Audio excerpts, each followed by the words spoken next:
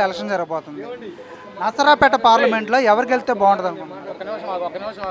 ఎవరి ఇష్టం వాళ్ళదండి. అది ఎవరు మంచి చేయాలనుకుంటే వాళ్ళు కోటేస్తారు జనం. అది గోపిరెడ్డి గారు మంచి చేసిన గోపిరెడ్డి గారు కోటేస్తారు. అరవింద్ బాబు గారు అంటే అరవింద్ గారు తోటికి ఎమ్మెల్యేగా గెలవలేదు కాబట్టి అతని విషయం తెలియదు కాబట్టి కొంతమంది ప్రజలు ఏంటంటే అరవింద్ బాబు గారు గెలిపించి ఒకసారి చూద్దాం అనుకుంటున్నారు. అది అది ఎంపీగా అయితే ఎవరైతే ఎంపీగా లావు కృష్ణారావు బాగానే చేశారు. మన అనిల్ కుమార్ యాదవ్ గారు కూడా ఆల్రెడీ ఎమ్మెల్యేగా గెలిచి ఉన్నారు ఇంతకుముందు. ఒకసారి చూద్దామని చెప్పి ఉంటారు కదా బీసీ వర్గాలు కూడా. అది సీఎం ఎవరైతే బాగుంటుంది? సీఎం అయితే జగన్మోహన్ రెడ్డి గారు అయితే బాగుంటుంది అనుకుంటున్నాను. ఎందుకంటారు? ఎందుకంటే సంక్షేమాలన్నీ పర్లా బాగున్నాయి, ఇబ్బంది లేదు. అది జగన్మోహన్ రెడ్డి గారు అయితే బాగుంటుంది అనుకుంటున్నాం. ఎవరు అన్నారు? వారంటీర్లు అన్నారు. వారంటీర్లు అన్నారు ఆ మాట.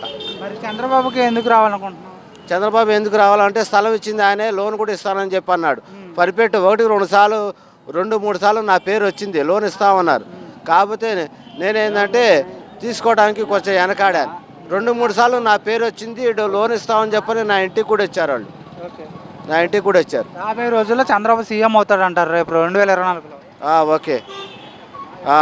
అయితే మంచిదే కదండి, జనానికి మంచి పేరు మంచిది వచ్చినట్టుగా. 14 సంవత్సరాలు సీఎంగా ఉన్న చంద్రబాబు నాయుడు ఏం చేయింది, మళ్ళీ వచ్చి ఏం చేస్తాడని వాళ్ళు క్వశ్చన్ వేస్తున్నాను. దానికి 5 ఏళ్ళు ఏం చేశారు? అదే 5 ఏళ్ళు ఏం చేయలేదు కాబట్టి చేస్తాడు బాగానే. ఈ 5 ఏళ్ళు సంక్షేమం అనేది అంతా మేము జనాలకు పరిచయం చేసాం అంటున్నారు వీళ్ళు. ఏమీ లేదు, అన్ని పగల కొట్టమే, అన్ని పగల కొట్టమే చేసింది. మరి చంద్రబాబు ఓటు వేయాలంటే ఎందుకు వేయాలంటే ఏం చెప్తారు మీరు? చంద్రబాబుకు డెవలప్ కోసం వేయటం, రాష్ట్రం బాగుపడాలంటే వేయటమే. వాళ్ళు అదే అడుగుతున్నారు, డెవలప్మెంట్ అంటే ఏంటని అడుగుతున్నారు. దానికి మీరు చెప్పండి ఏంటో. డెవలప్మెంట్ అంటే రోడ్లు వేయటం చేయటమే. రోడ్లు వేయడం ఒకటే కాదు కదా, సంక్షేమం పేదలను అందరిని ఆదుకోవడమే. ఆదుకోవడమే. కరెంటు బిల్లు ఎంత వచ్చింది ఇప్పుడు, అప్పుడు ఎంత వచ్చింది?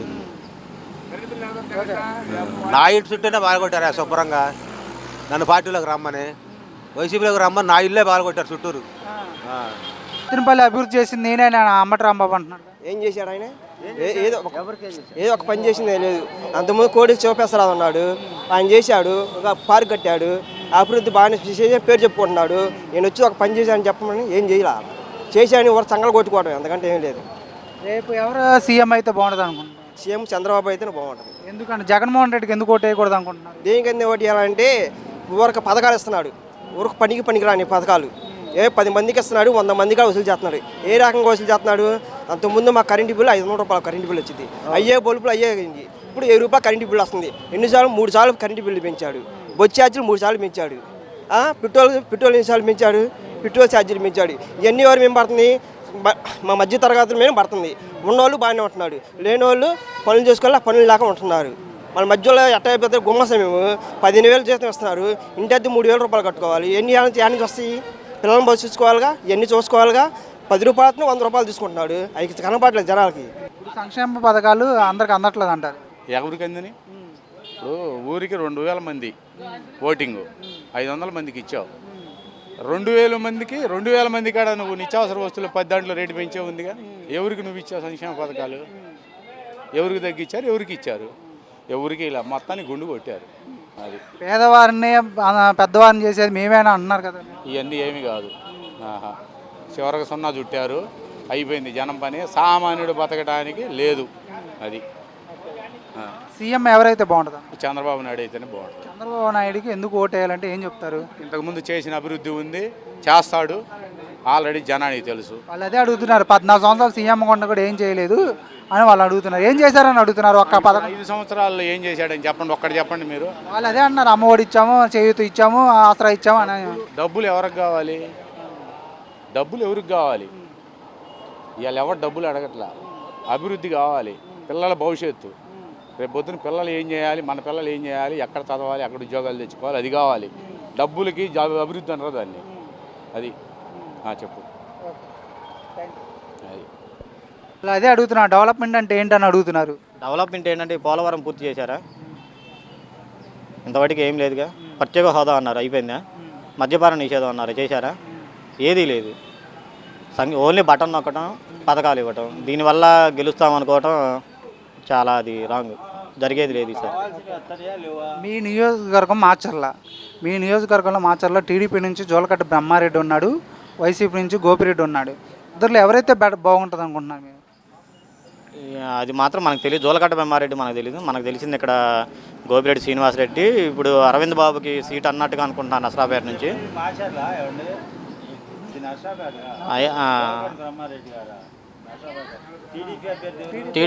ఇప్పుడు ఇంకా అరవింద్ బాబుకి సీట్ కన్ఫామ్ అంటున్నారు. అయితే ఆయన అయితే కొంచెం గట్టి పోటీ ఉంటుంది గోపిరెడ్డికి శ్రీనివాసరెడ్డికి ఇద్దరికి. 6 అడుగులు బుల్లెట్ ఈసారి పార్లమెంట్లో అడుగు పెడుతుంది అంటున్నారు, దాన్ని ఏమంటారు? అవన్నీ మామూలుగా మాటలకే పరిమితం. అనేక రకాలైనటువంటి విమర్శలు ఎవరి పని వాళ్ళు చేసుకుంటూ ఉండాలి, కానీ అనవసరమైనటువంటి భాషను ఉపయోగించి చేయకూడదు. ఇక్కడ అంబటి రాంబాబు గారు ఉన్నారు. మరి ఇదే అంబటి రాంబాబు గారు ఇదే శ్రీకృష్ణదేవరాయలు గారి దగ్గర గతంలో ఫండ్ తీసుకున్నారు. పార్టీ మారారని ఒక మాట వాడితే పర్వాలేదు, కానీ విశ్వాసఘాతకులు అనే పెద్ద పెద్ద పదాలను ఉపయోగించడం చాలా దారుణం. ఎందుకంటే నిన్నటిదాకా మీ పక్కన తిరిగి మంచి వ్యక్తి సౌమ్యుడు అని అన్న మీరే ఒక్కరోజు పార్టీ మారినంత మాత్రాన ఆయన మనస్తత్వం ఎట్లా మారిందని మీరు విశ్వాసఘాతకులు అని అన్నారు. పార్టీ టికెట్ ఇచ్చి గెలిపించి పంపిస్తే పార్టీ మారడాన్ని ఎంతవరకు సమర్థిస్తారు మీరు? అది అక్కడ ఉన్నటువంటి పరిస్థితులు, మరి నిధుల విషయం కానీ భవిష్యత్తులో పల్నాడు ప్రజలకి ఎంతవరకు అవసరం మరి ఉన్నాయో వాటి దృష్ట్యా మారటం జరిగింది. అదిగాక ఆయన కోరుకున్నది, ఆయన చెప్పింది కూడా అదే. గుంటూరు వెళ్ళమన్నారు, ఆయన నర్సరావుపేట అయితే కనుక ఇక్కడ నాకు మరి ఇక్కడ ప్రజల అవసరాలు ఒక 5 సంవత్సరాలు చేశాను, సత్సంబంధాలు కూడా ఉన్నాయి, గుంటూరు అనేది వద్దనే దాని మీద రావటం, మరి చెప్పిన విషయం ఆయన కోరుకున్నది 5 సంవత్సరాలు మంచి వ్యక్తి కోరికని అధిష్టానం మన్నించలేదు కాబట్టి తప్పనిసరి పరిస్థితుల్లో పార్టీ మారడం జరిగింది. ఎన్నిసార్లు 3 సార్లు కరెంటు బిల్లు పెంచాడు, బొచ్చు ఛార్జీలు 3 సార్లు పెంచాడు, పెట్రోల్ ఎన్నిసార్లు పెంచాడు, పెట్రోల్ ఛార్జీలు పెంచాడు. ఇవన్నీ ఎవరు మేము పడుతుంది? మా మధ్య తరగతుల మీద పడుతుంది. ఉన్నోళ్ళు బాగానే ఉంటున్నాడు, లేని వాళ్ళు పనులు చేసుకోవాలి, పనులు లేక ఉంటున్నారు. మన మధ్యలో ఎట్ట అయిపోతే గుమ్మసం మేము 15,000 జీతం ఇస్తున్నారు, ఇంటి అద్దె 3,000 రూపాయలు కట్టుకోవాలి. ఎన్ని నుంచి వస్తాయి? పిల్లలను బస్సుకోవాలిగా, ఇవన్నీ చూసుకోవాలిగా. 10 రూపాయలు 100 రూపాయలు తీసుకుంటున్నాడు, అవి కనపడలేదు జనాలకి. ఇప్పుడు సంక్షేమ పథకాలు అందరికి అందట్లేదు అంటారు. ఎవరికి అందని? ఇప్పుడు ఊరికి 2,000 మంది ఓటింగు 500 మందికి ఇచ్చావు. 2,000 మందికి 2,000 మంది కాడ నువ్వు నిత్యావసర వస్తువులు 10 దాంట్లో రేటు పెంచే ఉందిగా. ఎవరికి నువ్వు ఇచ్చావు సంక్షేమ పథకాలు? ఎవరికి తగ్గించారు? ఎవరికి ఇచ్చారు? ఎవరికి ఇలా మొత్తాన్ని గుండు కొట్టారు. అది పేదవారిని పెద్దవారిని చేసేది మేమేనా అంటున్నారు కదా. ఇవన్నీ ఏమి కాదు. చివరికి 0 చుట్టారు, అయిపోయింది జనం పని. సామాన్యుడు బతకడానికి లేదు.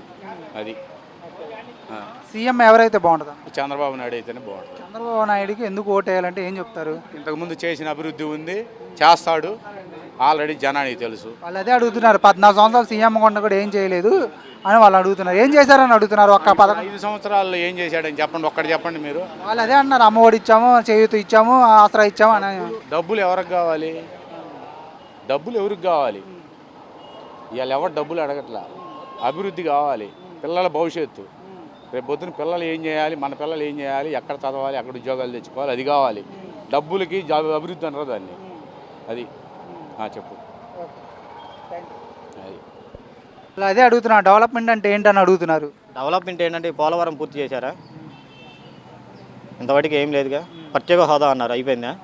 మద్యపాన